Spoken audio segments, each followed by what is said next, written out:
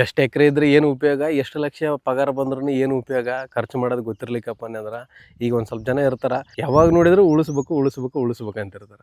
ಅವರು ಚೊಲತ್ನಾಗ ಊಟ ಮಾಡೋದಾಗಲಿ, ಚೊಲತ್ನಾಗ ಬಟ್ಟೆ ತಗೊಳ್ಳೋದಾಗಲಿ, ಇಲ್ಲ ಲೈಫ್ನೊಳಗೆ ಎಂಜಾಯ್ ಮಾಡೋದಾಗಲಿ, ಟ್ರಿಪ್ ಹೋಗೋದಾಗಲಿ, ಈ ಥರ ಏನು ಮಾಡೋಂಗಿಲ್ಲ, ಬರೇ ಉಳಿಸೋದು ಮಾಡ್ತಿರ್ತಾರೆ. ಆದರೆ ಇನ್ನೊಂದು ಟೈಪ್ ಜನಗಳು ಇರ್ತಾರೆ, ಅವ್ರು ಕಡಿಮೆ ದುಡಿದಿರ್ತಾರೆ, ಚೊಲತ್ನಾಗ ಬಟ್ಟೆ ಹಾಕ್ಯಣೋದು, ಇಲ್ಲ ಚೊಲತ್ನಾಗ ತಿನ್ನೋದು, ಇಲ್ಲ ಬೇಸಿ ಟ್ರಿಪ್ ಅಡ್ಡಾಡೋದು ಮಾಡ್ತಿರ್ತಾರೆ. ಆದರೆ ಸೇವಿಂಗ್ಸ್ ಮಾಡಲಾರ್ದಂಗೆ ಎಂಜಾಯ್ ಮಾಡಬಾರ್ದು, ಎಂಜಾಯ್ ಮಾಡಲಾರ್ದಂಗೆ ಸೇವಿಂಗ್ಸ್ ಮಾಡಬಾರ್ದು. ಸೊ ಎರಡನ್ನೂ ಬ್ಯಾಲೆನ್ಸ್ ಮಾಡ್ಬೇಕು ಅನ್ನೋದು ನನ್ನ ಉದ್ದೇಶ. ಸೊ ಖರ್ಚು ಮಾಡೋದು ಗೊತ್ತಿರ್ಬೇಕು ಮನುಷ್ಯಾಗ. ನೀನು ಎಷ್ಟೇ ಉಳಿಸ್ಬೇಕು ಅಂತಂದೇಳಿ ಬಟ್ಟೆ ಸಂಖ್ಯೆ ತೊಗೊಳ್ಳಾರ್ದಂಗೆ ಎಷ್ಟೋ ವರ್ಷದ ಹಿಂದೆ ತೊಗೊಂಡಿರೋಂಥ ಬಟ್ಟೆ ಹಾಕ್ಕೊಂಡು ನೀನು ಸತ್ರು ಕೂಡ ಅದೇ ಬಟ್ಟೆನ ತೆಗೆದೇ ಮಣ್ಣು ಮಾಡ್ತಾರೆ ನಿನಗೆ. ಹೊಸ ಬಟ್ಟೆ ಹಾಕ್ಯಂಡು ಸತ್ರು ಕೂಡ ಹೊಸ ಬಟ್ಟೆನೂ ತೆಗೆದು ಮಣ್ಣು ಮಾಡ್ತಾರೆ. ಸೊ ಎರಡನ್ನೂ ಇದ್ದಾಗ ಸ್ವಲ್ಪ ಎಂಜಾಯ್ ಮಾಡೋದು ಗೊತ್ತಿರಲಿ. ಸೇವಿಂಗ್ಸು ಮಾಡಿರಿ, ಎಂಜಾಯು ಮಾಡಿರಿ.